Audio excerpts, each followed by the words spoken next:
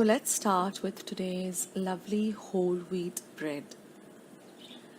Now here I've taken about 1 cup of warm milk, 1.5 tablespoon of dry active yeast, 1.5 tablespoon of regular sugar, and 3 cups of whole wheat flour, about 1.5 tablespoon of oil, 1/4 teaspoon of salt, and 1/4 cup of water. This is regular water.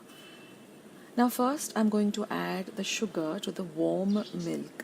Now your milk should not be too hot, it should not be at room temperature, it should not be cold, it should be warm. Warm enough that you can just dip your finger in it. So it should not be hot at all, otherwise it will kill the yeast. So first we're going to add the sugar and then we're going to add this dry active yeast. And we're going to keep this aside for about 10 to 15 minutes, and you will see that after 10 to 15 minutes the yeast mixture has doubled in size. Now we're going to transfer the yeast mixture to a large mixing bowl. To that we're going to add the flour, the salt and the oil. We're going to mix everything well with our spoon or spatula, and then we're going to add a little of the water, that 1/4 cup that we had taken, and we're going to knead this to a soft and sticky dough.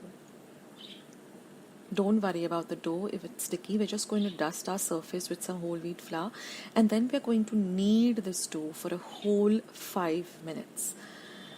After 5 minutes, we're going to follow this fold and tuck method for another 2 to 3 minutes.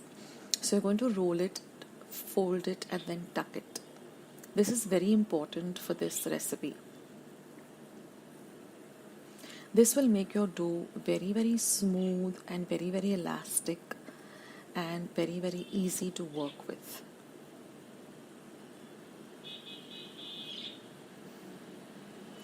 Now if you follow all the steps that I tell you in this recipe, you just can't go wrong with this whole wheat bread. Now I've just greased my bowl, the same mixing bowl that I had mixed everything in, with some oil.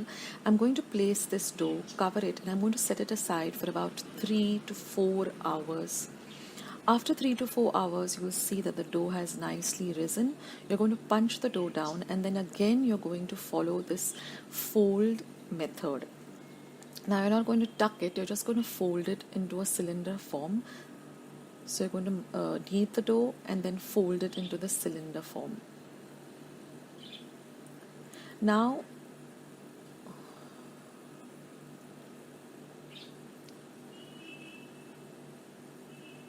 I'm just going to take a greased tin and I'm just going to grease it with some oil. You can use olive oil, you can use regular oil. And then I'm going to place my dough into this, and then I'm going to cover and again keep it aside for 45 minutes. After 45 minutes, you will see that it has nicely risen. Now we're just going to take about a teaspoon or 2 of milk and we're going to brush this.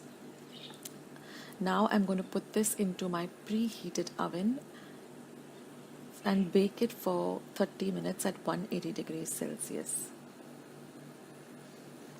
Let the bread come to complete room temperature. But before that, when it's warm only, just apply some butter for that lovely glaze. And then let it come to room temperature completely before you demold it.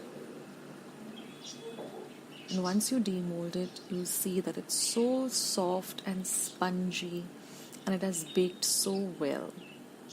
And now you can just cut it up into slices. When it comes to room temperature, it's easier to cut also. Otherwise, it will just crumble when it's very hot. Also try to use a serrated knife or a bread knife like this to cut even slices. You can see that the bread has really baked well. It's nice and light and porous. And I like to just put some butter and jam on it and enjoy it with a lovely cup of tea or coffee. So do try out this recipe, guys, and let me know in the comment section how you liked it.